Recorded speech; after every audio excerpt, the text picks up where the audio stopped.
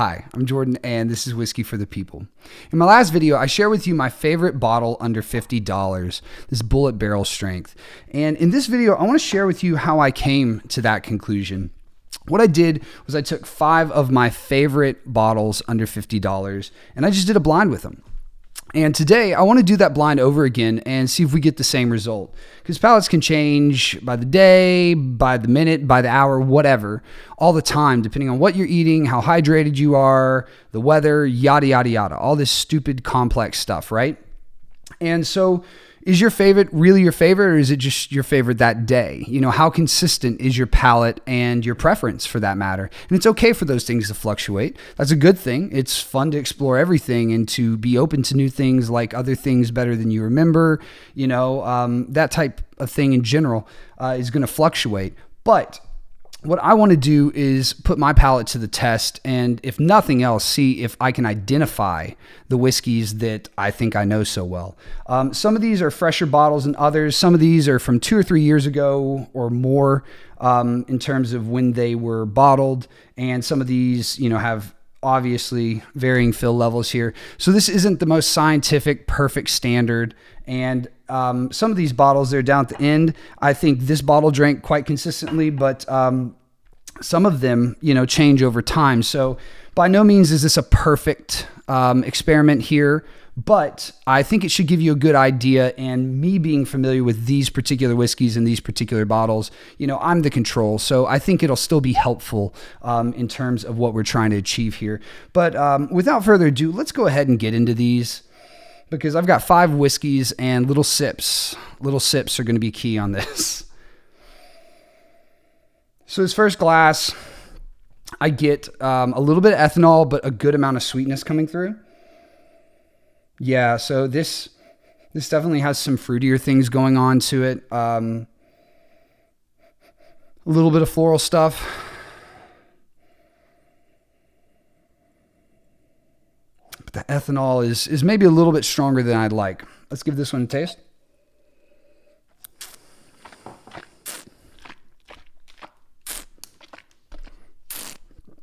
Okay. Right off the bat, I think I know which one this one is.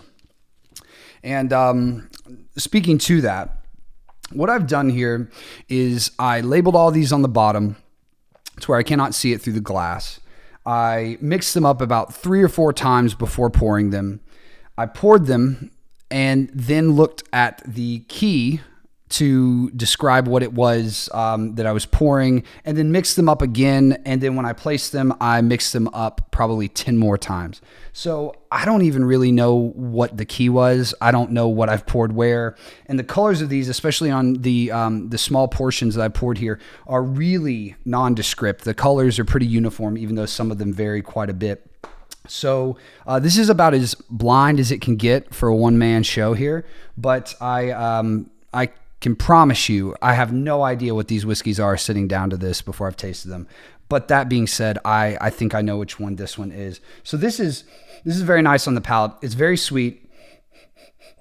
It is floral as well on the palate. I get some of those more delicate notes that are not just sweet, but they have that little bit of a slight herb to them, or a slight kind of sweet powdery thing going on to them that reminds me a lot of powdered sugar, but with a little bit of green, or, you know, kind of fresh something that's alive, that's not an animal, you know. And yeah, this one's great. I'm gonna go ahead and save my my next couple sips for when we come back around to it. Let's go to glass 2 here, and right away, this is darker on the profile, and it's less sweet to me on the nose. I get what seems to be clearly high rye, or at least what I think is high rye, right?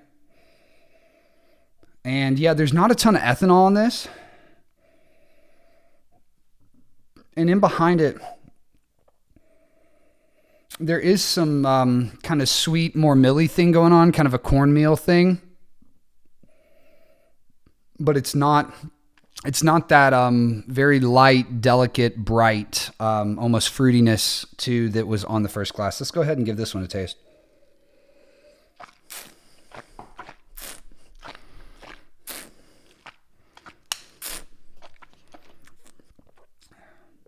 Okay.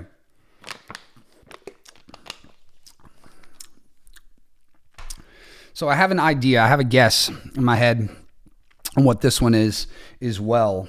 I'm not getting the note that is most commonly associated with this whiskey, if it is what I think it is.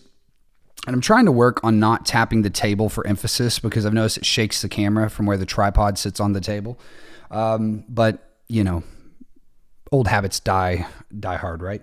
So on this one, let's go ahead and come back to it now that we've gotten acquainted with it.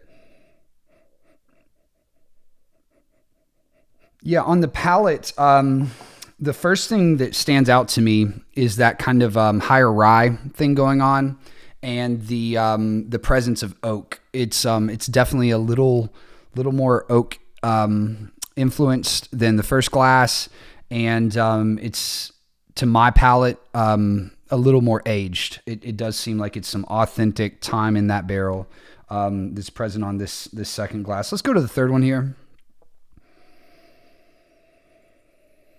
Okay. This one's a little bit brighter than the previous one, the second one. This one's got a citrus note that's very very clear to me. It's also floral. I would say it's kind of battling between citrus and floral as the most dominant thing on the nose here. And behind that, there's some sweetness, but I definitely get what I perceive to be a good amount of rye on this one as well. This seems like a high rye product.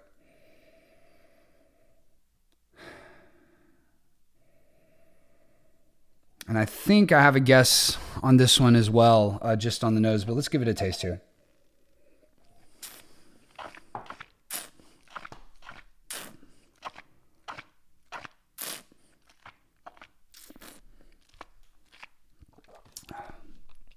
So that's very good. That's very good. And I think I know which one that one is. I do. So far, I'm fairly confident in this blind, 3 glasses in. And you know what? It would be a good time if I kind of rewind here for a minute and acquaint you with the glasses, or the whiskeys rather, the bottles that we have poured into these glasses today. We've got the Bulleit Barrel Strength. This is batch 7. I talked about this in my last video. This was my favorite whiskey, my favorite bottle under $50, doing the same blind beforehand. We have the Wild Turkey Rare Breed. This one's from several years old. I used to pick these up by the case for $30-something. I think with the case discount, I would get them for like $35. And I know that that's just not a thing anymore, no matter where you are in the country. But this is a couple-year-old bottle that I had maybe done a first pour on, didn't really touch it for a year or two because I had a lot of other stuff, probably another bottle of the Rare Breed open. And I came back to it, drank several pours. It drank really consistent over a month or two. And I think this is a good representation of Rare Breed. This is a John J. Bowman again from a couple years ago, but I didn't crack it until maybe several months ago. And I've had about 2 or so pours out of this one, 2 or so small pours. And I think this is a great example of a John J. Bowman. They're single barrels, so I know that's a little bit tricky, but the Knob Creek here is also a single barrel, and I'll kind of skip over the Chattanooga and touch on that. This is an older bottling of their single barrel reserve. And so this is their 9-year, 120 proof, which is essentially cask strength, Knob Creek. And these only come in single barrels for the 120 proof point. And this isn't a store pick. This is just their single barrel reserve that you can get on the shelf. And I definitely paid in the 40s for this. I mean, I know it with tax, I don't even think was $50. But I also know that that's changed. These have gone up a little bit, but they're probably still around 50. This one is certainly under 50. This is the Chattanooga Cask 111. And this is a bottle, shows here on the back. It looks like from 2020, so this is also several years old here, but it was a more recent crack. I think I cracked this maybe in the past month or so, just coming back to it. I'd gone through a newer bottle of this and then found this around in some storage. And so I revisited this one, these older bottles, and this is a great bottle. It does say on the back greater than 2 years, so it has a minimal age statement, but man, do these drink great for their age. Just so dense, so rich, and they really do their own thing. Chattanooga really has their own thing going on, and I really dig that, and really really proud of them doing what they've done, especially in the time that they've done it with their own distillate. So this is a really cool bottle. And these, oh man, you used to be able to find these for literally about $30, I think.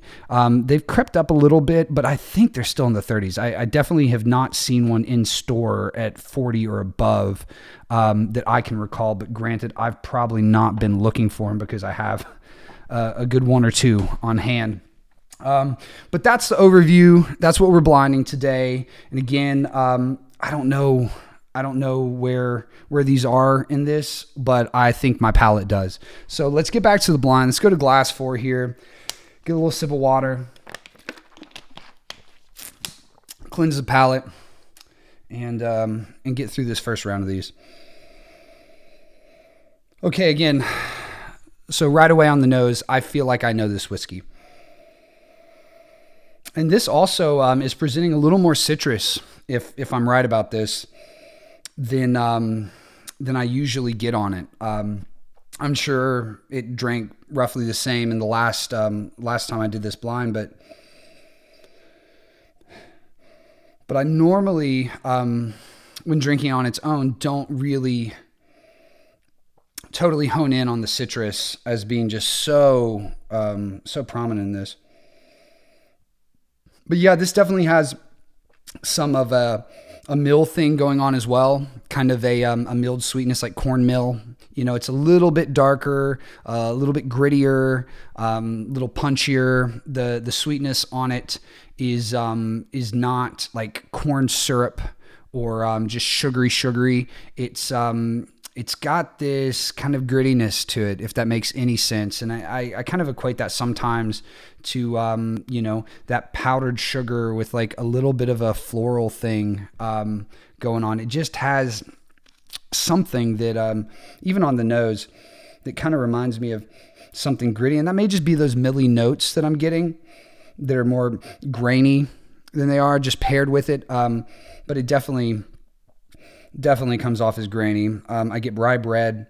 You know, this again seems like a higher rye, and most of these are higher rye. I mean, the Bulleit, the Knob Creek, and the Turkey, all three are higher rye mash bills compared to a lot of what people are putting out today.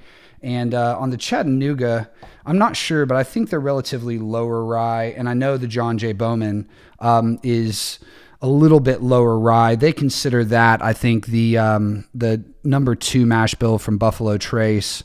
And a lot of times these Chattanooga bottles will tell you their rations,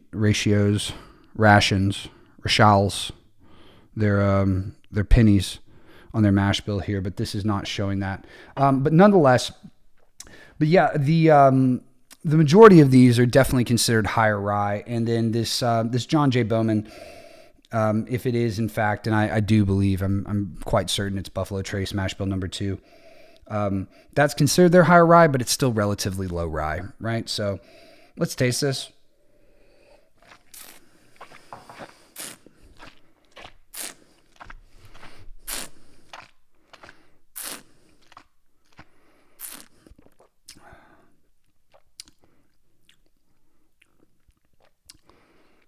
Yeah, I will say this.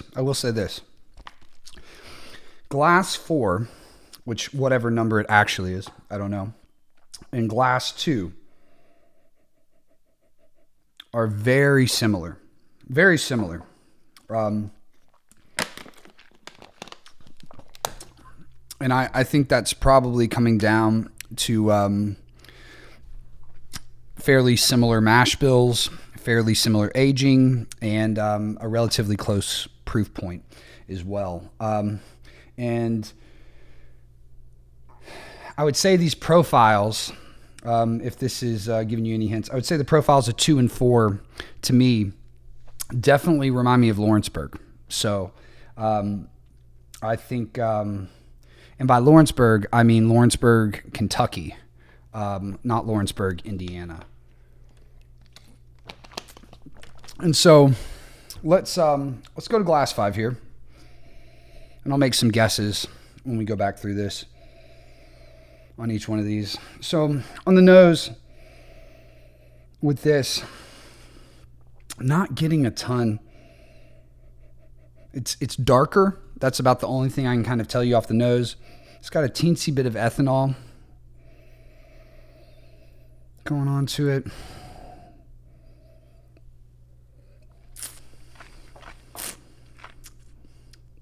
Okay.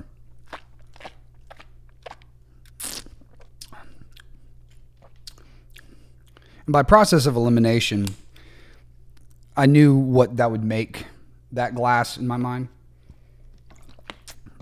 I think I'm right on that as well. But we'll come back around now that I've gotten acquainted on the palate.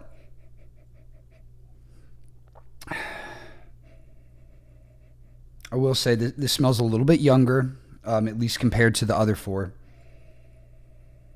But man, does it have a lot of flavor with it too.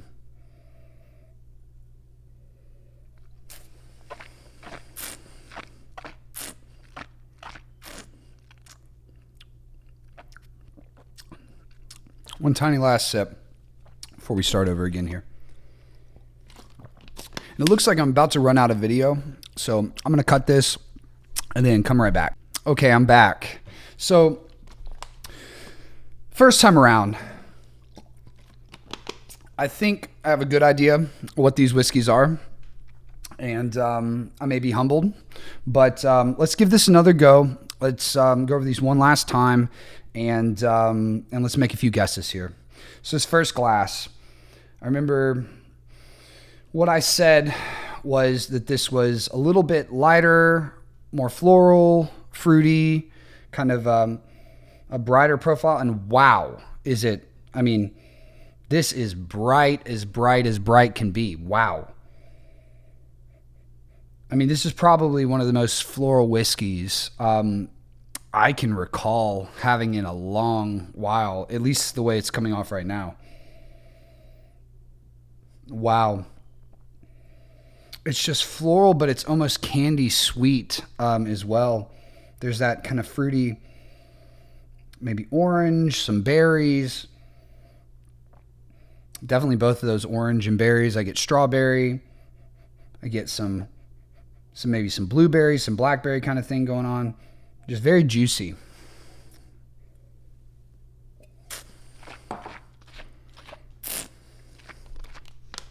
Yeah. So I'm pretty confident I know what this is. In my mind, by the way it drinks, there's only one thing it could be. And so I'm going to guess that this is the John J. Bowman, this first glass here. What I'm going to do, unlike the way I messed it up a time or two ago, I'm going to move these bottles and place the glass in front of the bottle that I'm guessing it is. And so this second one here, yeah, wow, is that dark? That is so dark coming off of glass 1. Not necessarily saying this is objectively a super dark profile, but man.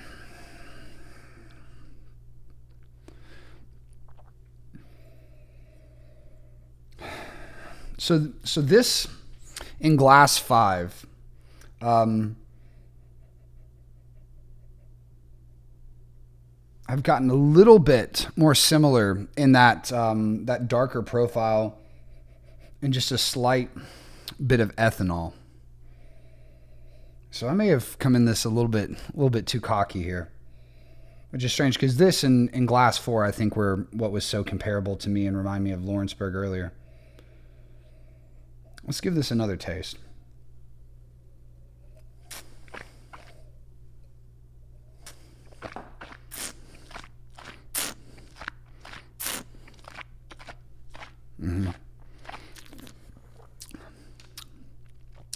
Now that I've gotten acquainted with this one and put in context, and man, is that the power of blinds and putting things in context. I don't know how I feel about blinds and then drinking these bottles on their own. I used to be such a big fan of blinds, and I used to think, wow, that is one of the most helpful things in terms of developing your palate, and more importantly than developing anything. Just finding out what you like. It's not even a matter of development. It's just seeing things and saying, wow, it's really clear that I like this one. I like this one, even when it's with all this other stuff or on its own. And I just used to be such a huge fan of blinds. I pretty much only used to drink whiskey for a couple years at least, maybe 2 to 4 years, just in blinds. I would have a sip of something if it's brand new and I just wanted to try it on its own at first. But if it was something that I'd tried several times over or I was fairly familiar with it, for a good while there, I would only drink in blinds. And then I started realizing that the effect that has on your palate is something that can oftentimes really rob a whiskey of the enjoyment that you can have of it on its own and just in its own context and what you kind of make of it, especially with pairings and things like that, food pairings and stuff. And so, blinds, they're so helpful in so many ways, but I'm getting, the older I get, the more I drink whiskey, the more I get familiar with my palate or my preferences. I don't know. I don't know that I'm really seeing them as an essential thing. Let's put it that way. It's useful, but a lot of the times I think it's like hot food, right? Like if you compare hot food with very delicate, nuanced food, I mean, hot food is always going to make that delicate flavor, kind of turn into nothing. And that's especially true when you're drinking these different proofs. I mean, if you drink something that's 130 proof and you're comparing it with something that's 90 proof, even if the 90 proof has tons of flavor, wow, does it really, that's not a fair comparison. And then the more you drink certain things, even in the similar proof ranges, I mean, it just bombs your palate, especially if they're higher proof. And it just kind of confuses you because you got so much going on that your senses are trying to process. But that tangent over with, I think I know which one number 2 is, and it is this Chattanooga, I believe.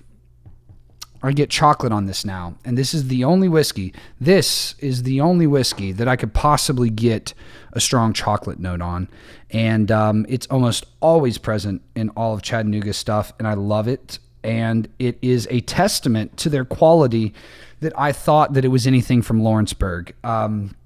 And coming back around the second time, I think it's clear, and I don't know what confused my palate, but that is what inspired my tangent on that, is just because sometimes these blinds really throw you some curveballs and you think, wow, I'm learning something, but oftentimes you're just confusing your palate because you would confuse your palate no matter what if you tried 5 different things at 5 different proofs with several different age ranges and mash bills and whatever. Like, of course you're not going to taste everything perfectly. And that's the point, right? Is to see what you can pick out. But let's keep this going. You would almost think that I'm getting inebriated, but I don't feel the alcohol a bit. I'm quite a heavyweight here, and I drink a ton of water, and I really try and give myself a little bit of time between sips. So I'm just being klutzy today. Yeah. So this.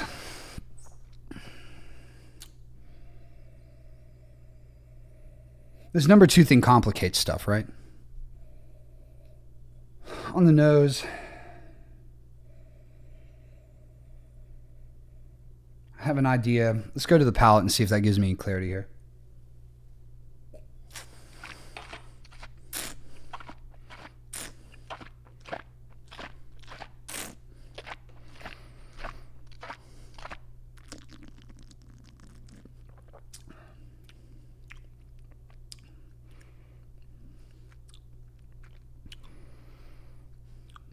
I'm glad 3 is right next to 4 because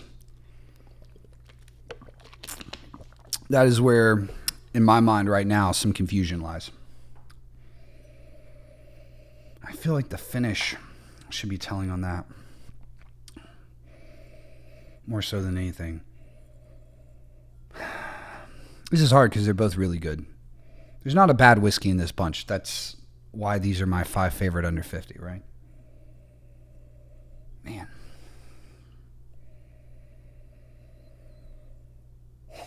My, how the turntables.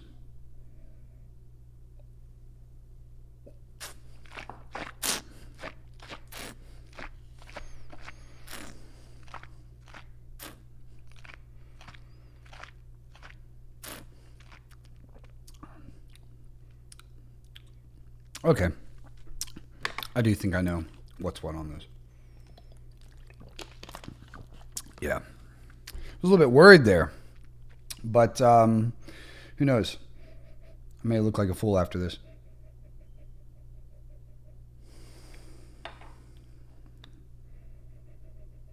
Final assessment here. Okay. This is 4. I'm going to say that 3 is this bullet barrel strength. If I'm wrong about that, you will know why, because number 4 is what it will be. And for number 4 here, man, that's so close.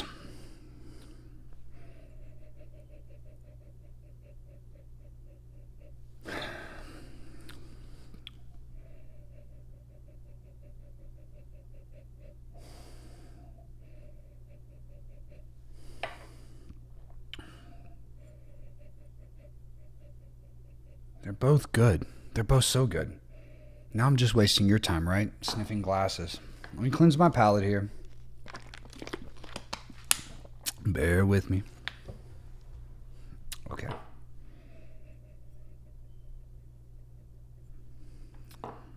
In times like this, you just got to go with your gut.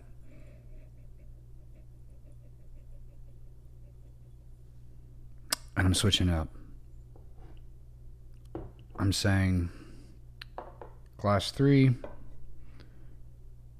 is the rare breed. Glass 4. No, I'm wrong. I'm going back with my original guess. Glass 3 is the bullet barrel strength. Glass 4 is the rare breed. Let me adjust here. Adjust for inflation. Okay.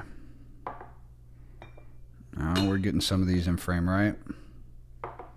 Okay. Which means this has to be the Knob Creek, right? It should be the Knob Creek. I'm going to take another swig of water really quick. This video is going long. But, I mean, here's the thing. I'm not a huge fan of long videos. Right now, I'm not doing a lot of cuts and edits, right? I'm trying to do these in one takes to develop my ability to even do the videos in general, to get comfortable in front of the camera. And you can't expect, even if they're tiny portions, somebody to spend less than 30 minutes giving you any helpful feedback, analyzing these at all, trying to pick them apart, and A, not getting blitzed, and B, not giving it enough time. These things take time, whether it's getting acquainted with your palate or acclimated or whatever, or just a little bit of space in between sips and sniffs. You know what I mean? That S&S cafeteria, you know what I'm saying? All day buffet. Sniffs and sips, daddy. Okay. Man.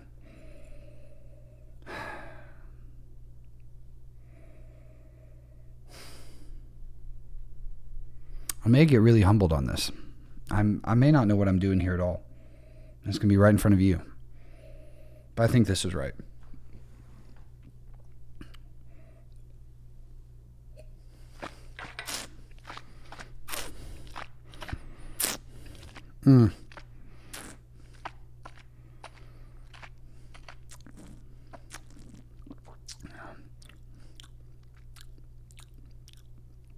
Yeah, that has a finish that I think is familiar to me.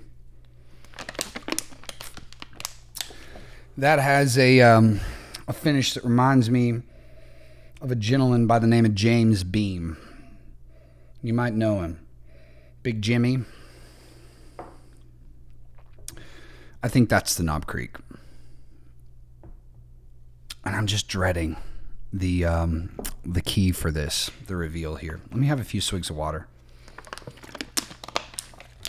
I'm not worried about this one. I think this one is absolutely clear. This one has to be clear because it's chocolate and there is no other chocolate whiskey here. Yeah, that's clear.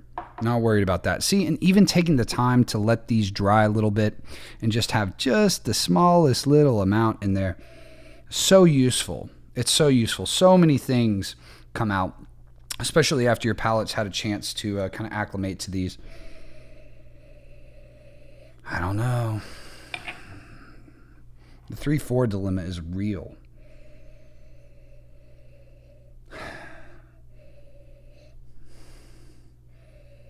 Man, do I want to switch these again?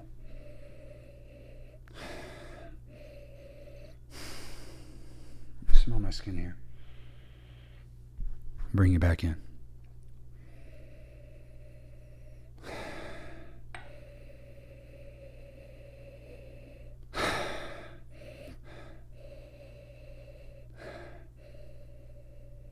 Oh, this is so confusing. I think 3 and 4 are Lawrenceburg profiles. The Bulleit is a Four Roses profile in my mind. You can't tell me otherwise. I don't care if I'm wrong.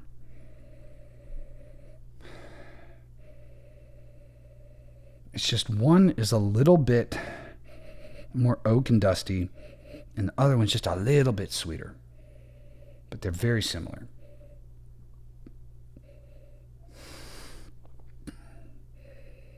And this is just a little bit dustier.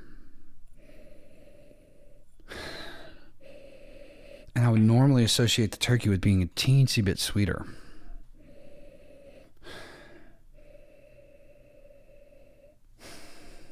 Let me smell glass 5 just to make sure I'm not crazy here.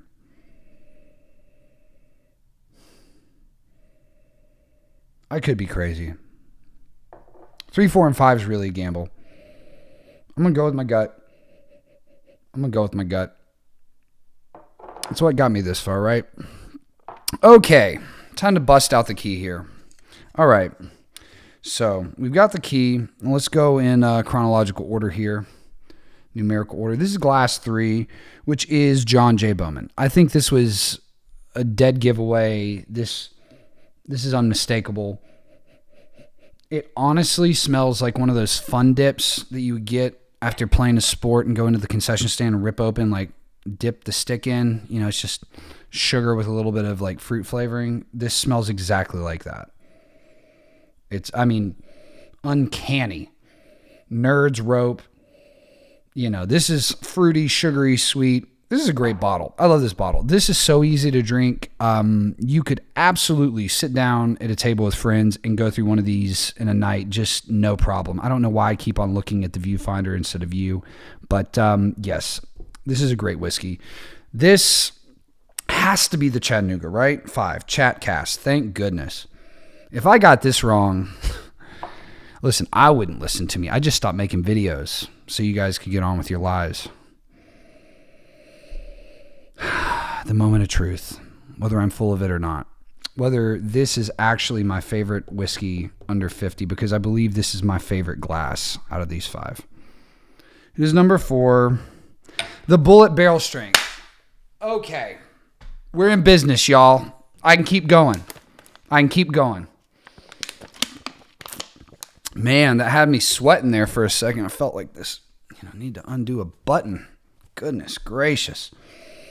This is just a slight bit sweeter, and I think that's really interesting considering I consider turkey, even though it does have this dusty, I just call it Lawrenceburg funk, man. They've got something in the air, something in the water that they're getting there, something in those high rye mash bills. Yeah, I love this whiskey. This is such a good whiskey, and again, this was my favorite. I think I said that before I revealed it, before I looked, and I'm being sincere in this. I really am. Stop looking at the viewfinder, Jordan. You got to quit it. The viewfinder. The viewfinder isn't there. It's just you guys and me. And I know that this is coming off as intoxication. I promise you it's not. I'm just getting more comfortable, and this is who I really am. I can't wait to see myself in the 12th video or something, case discount on that bad boy. Okay. Yeah. Great whiskey. Standout whiskey. Numero uno for me. Big kahuna. Now, this is going to be even more insulting in a way if I get this wrong, because to mistake Knob Creek and Wild Turkey, other than the fact that they're both a little bit higher rye, is sacrilege. And I very well may have done that now that I'm coming back to it and know that this is definitely the Bulleit. No, it can't be. I have to be right on this. Cannot be wrong. Yep. Number 1 is Rare Breed. Thank goodness gracious. And number 2 comes in as the KC. Okay. I'm feeling all right about this one because A, I'm not crazy, and B, I know what I like. I'm pretty confident in what I like, and I'm pretty familiar with these whiskeys. This isn't entirely fair. Over however many years, and it has been years, I guess, for each of these that I've been drinking them. Not this one in terms of this exact bottle, but Bulleit barrel strength in general, and then definitely, even this particular bottle. I don't know about this bottle. This is a fresher crack. This was opened up more recently, I guess. But anyways, nonetheless, these whiskeys in general, I've been drinking these for years now, all of these, and they're all great. You could not go wrong with a single one in the bunch. But this Bulleit barrel strength, this is just sitting there. They don't even make this label anymore, and that doesn't mean much, but I'll tell you what, coming off of a newer bottle of this and then come back to this, I may prefer this a little bit, and that could just be the bottle, could be the batch. Doesn't mean anything really. Chattanooga's only getting better, to be honest with you. But this bottle, this is such a good bottle, and there's a reason why. I know this has been open for a while. There's a reason why this is drank this much and this is drank this much, And granted, I've shared this with quite a few friends because I've been so into it that I just wanted to shout it on the mountaintops here. But yeah, they're good. They're all good. I don't know how much this blind stuff really adds to it. And my camera's going longer than I think it should before it cuts off. So I'm going to cut it here, but thank you so much for watching. I hope this was of some help. These are genuinely some of my favorite bottles. I think if you get any of these, you're going to be in good shape. But man, if you can find this, I really do believe this is one of the best bottles under $50. Some of these anymore with MSRPs jacking up and everybody getting into them and stuff becoming allocated even when it's not really allocated and there's tons of product being produced. It's hairy out there for no reason. So, some of these are not necessarily just sitting there on a shelf in abundance. Where I'm at right now, if you need any of these, you come to where I'm at and you can buy as many as you can afford. I promise you.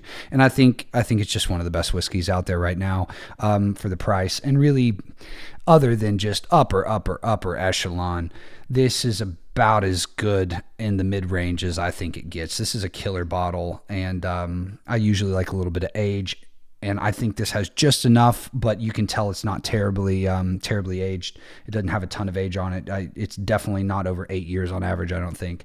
And it's it's just right how it is. I love it. But thank you so much for watching, and cheers.